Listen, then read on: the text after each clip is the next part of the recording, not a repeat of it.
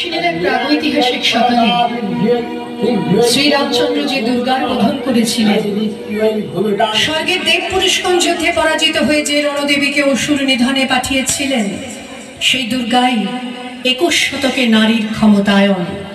তার মহাতেজ চিরজাগরুক আগুন হয়ে জ্বলে উঠুক মাটি পৃথিবীর প্রতিটি নারীর মধ্যে। হে মহামানবী, তোমাকে সালাম। মেয়েটির নাম দুর্গা সোরেন বটে, মায়ের ছিল না অক্ষর জ্ঞান ছটে। সর্বশিক্ষা অভিযানে পেয়ে বৃত্তি দুর্গা হয়েছে ইংরেজি স্কুলে ভর্তি। সাঁওতালি গান, ইংরেজি ভাষা বাহাতে, কম্পিউটারে শিখেছে ইমেল পাঠাতে।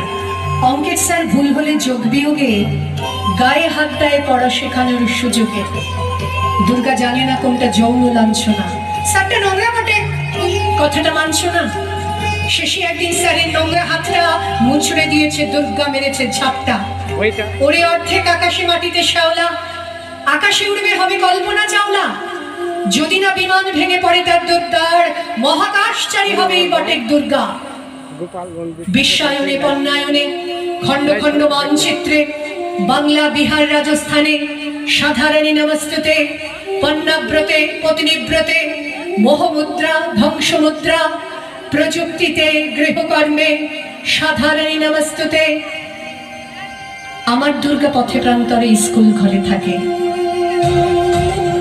আমার দুর্গা বিপদে আপদে আমাকে মা বলে ডাকে। ঘরোয়া কখনো আগুন বন্যি, আমার ত্রিশূল ধরেছে স্বর্গে ভগবান।